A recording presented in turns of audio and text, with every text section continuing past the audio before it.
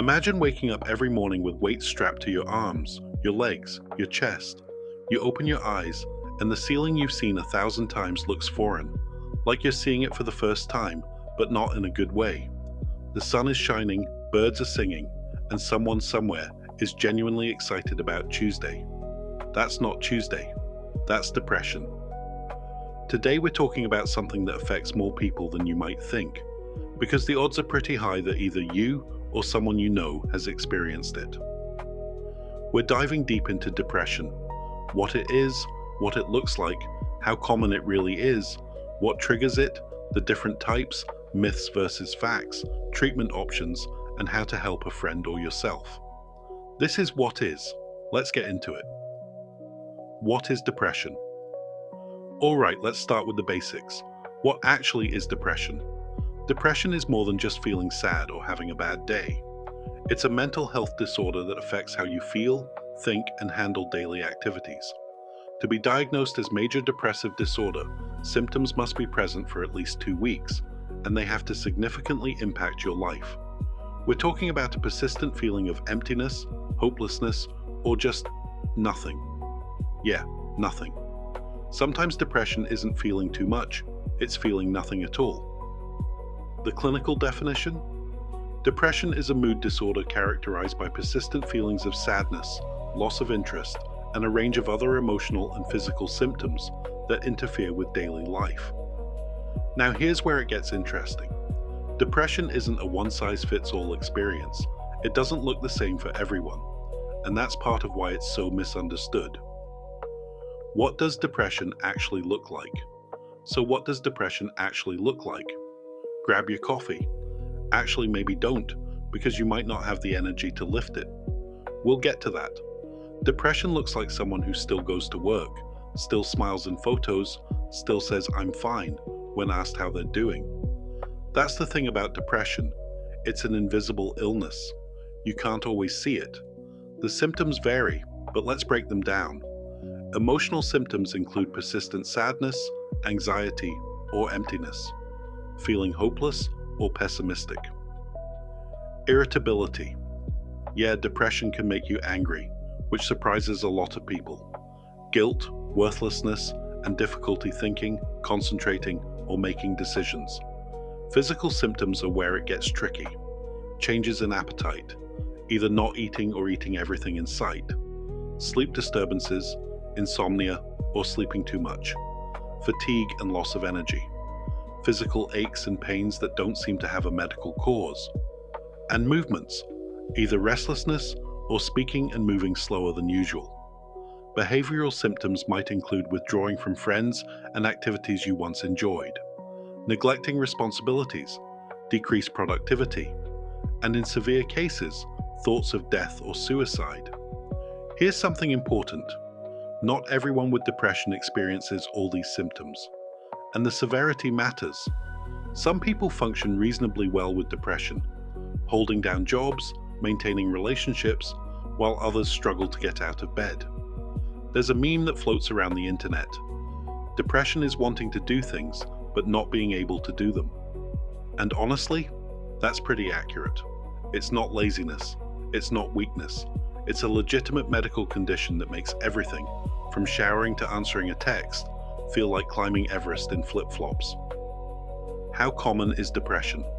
How common is depression? Let me throw some numbers at you. According to the World Health Organization, more than 280 million people worldwide have depression. That's roughly 3.8% of the global population. In the United States alone, the National Institute of Mental Health reports that approximately 21 million adults had at least one major depressive episode in 2021. That's about 8.3% of the adult population. Let me put that in perspective. If you gathered 100 random people in a room, about 8 of them would have experienced depression in the past year. Maybe that's your book club. Maybe that's your fantasy football league. Maybe that's your family Thanksgiving dinner. Women are nearly twice as likely as men to experience depression, though researchers are still figuring out why. Some theories point to hormonal differences, societal pressures, and differences in how men and women report symptoms. Because let's be real, men are historically less likely to seek help due to stigma. Depression can affect anyone, regardless of age, race, or background, but certain groups face higher rates.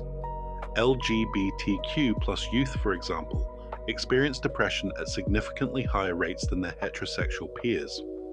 People with chronic illnesses also face elevated rates. So if you're dealing with depression, know this: you are not alone, not even close. What triggers depression?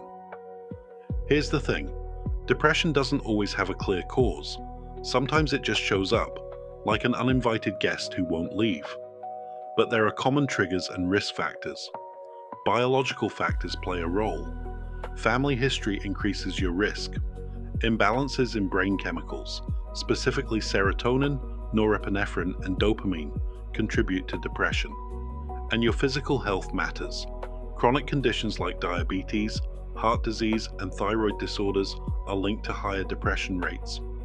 Psychological factors include low self-esteem, being overly critical of yourself, having a pessimistic worldview, and a history of trauma or abuse. Environmental and social factors are huge. Major life changes, good or bad, can trigger depression. Job loss, divorce, the death of a loved one, even positive changes like getting married or having a baby can be stressors. Chronic stress, isolation, and lack of support systems matter. Substance abuse both contributes to and results from depression in a vicious cycle. And here's one that surprises people: seasonal changes. Seasonal affective disorder, or SAD, is a type of depression related to reduced sunlight in fall and winter. So if you feel gloomier when it's gray outside, science says that's valid. The triggers aren't always obvious. Sometimes depression sneaks up gradually, building over months or years until you suddenly realize you can't remember the last time you felt okay. Types of depression.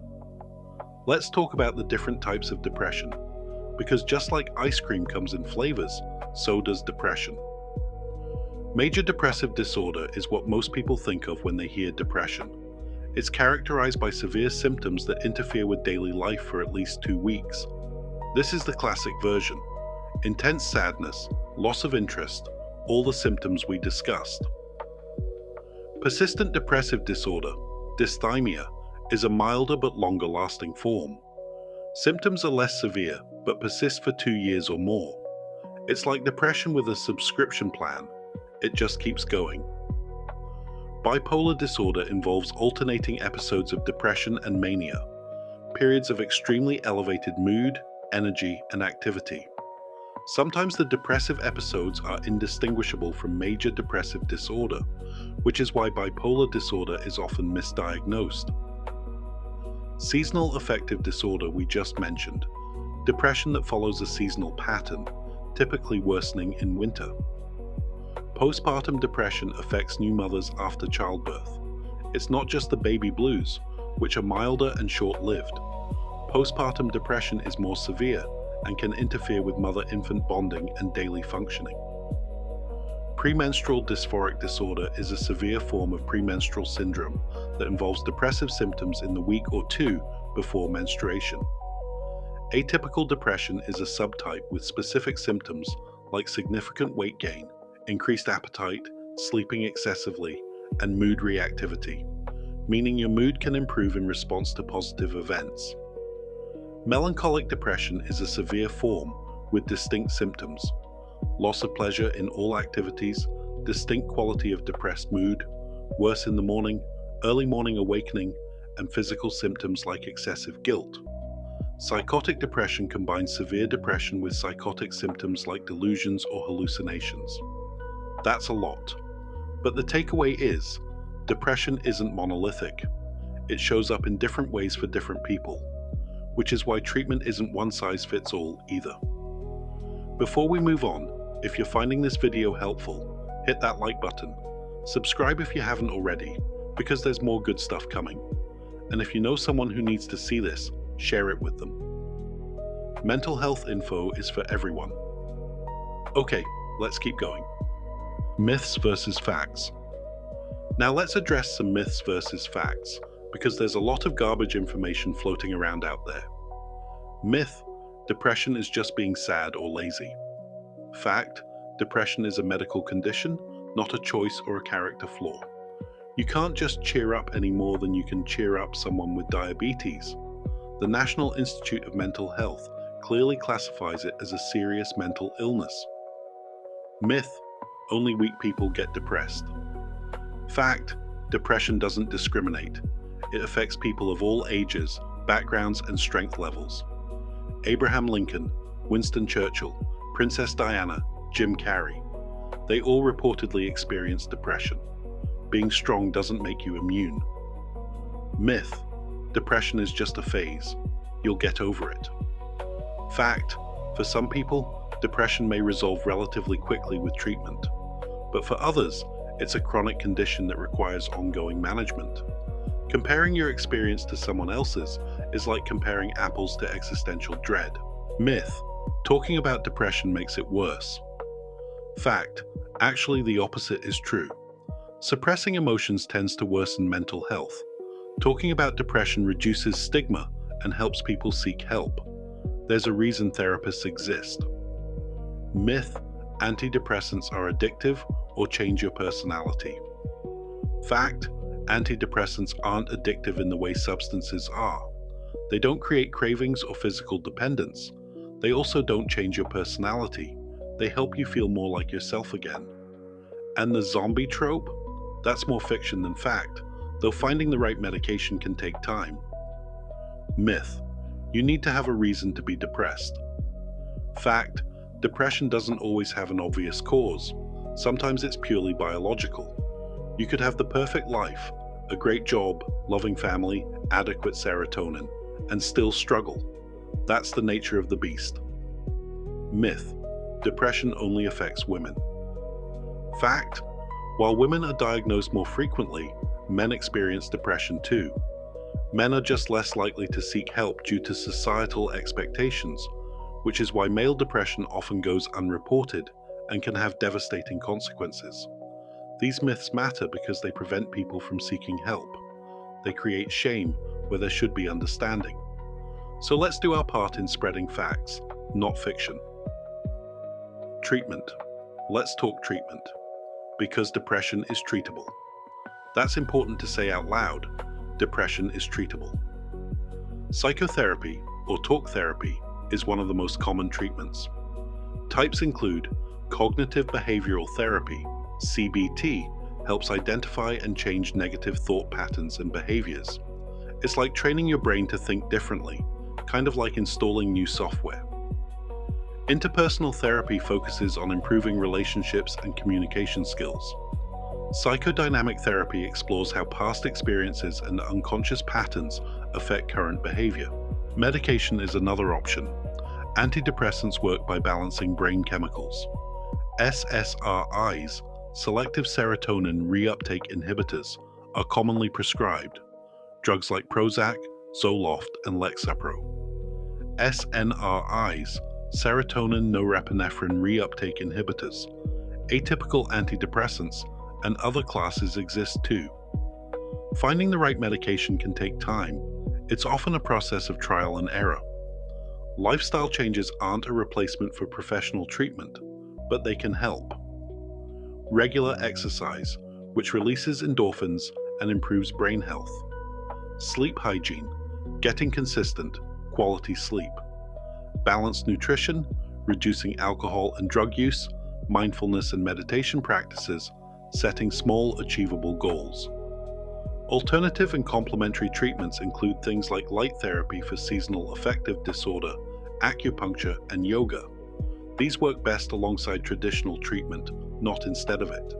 For severe depression, more intensive options exist. Electroconvulsive therapy, ECT, is highly effective for treatment-resistant depression, and transcranial magnetic stimulation, TMS, is another option. The most important thing about treatment: there's no one-size-fits-all. What works for your neighbor might not work for you. And that's okay. Finding the right treatment is a journey, but it's a journey worth taking. How to help a friend or yourself. This is the section that might matter most. How do you help a friend with depression? or yourself. How to help a friend. First, educate yourself. Learn about depression so you understand what your friend is going through. The more you know, the better you can support. Listen without judgment. Don't try to fix their problems or offer unsolicited advice. Sometimes people just need to be heard. Ask open-ended questions. How are you really feeling? And actually listen to the answer. Check in regularly. Depression can make people feel isolated. A simple text, "Hey, thinking of you," can mean the world. Encourage professional help. Offer to help them find a therapist or doctor. Maybe even go with them to an appointment if they want support. Watch for warning signs. If your friend talks about wanting to die, gives away possessions, or shows sudden improvement after a period of depression, seek help immediately. These could be signs of suicidal ideation. Take care of yourself. Supporting someone with depression can be emotionally draining. Make sure you have your own support system. And here's a big one. Don't say things like, "It could be worse," or "Just think positive," or "Everyone gets sad." Trust me, they know. How to help yourself. If you're the one struggling, first, be gentle with yourself. You're not weak. You're not broken. You're dealing with a medical condition. Start by talking to someone. A doctor, a therapist, a trusted friend. Professional help is not weakness. It's strength. Be patient with treatment. Finding what works takes time. If the first therapist or medication doesn't feel right, try another. It's like dating. You might need a few tries. Set small goals. Getting out of bed can be a win. Showering can be a win. Sometimes surviving the day is enough. Limit isolation, even when you don't want to be around people. Force yourself to do social activities, even briefly. Connection matters. Move your body, even a little. You don't need to run a marathon. A 10-minute walk can help. Challenge negative thoughts. When your brain tells you things like, "I'm worthless," or "Everyone would be better without me," recognize those as symptoms, not truths. And here's a hard one. Reach out when you're struggling. Let someone know you're not okay. You don't have to carry it alone. If you're in crisis, please reach out immediately. In the US, call or text the 988 Suicide and Crisis Lifeline. You're worth saving. If any of this resonated with you, please know that help is available. You don't have to figure this out alone. Talk to a doctor, a therapist, a trusted friend. There are people who want to help. If you know someone who might be struggling, check in on them. Ask how they're really doing. Sometimes asking twice makes all the difference. And if you're struggling right now, you're not alone. Depression lies to you.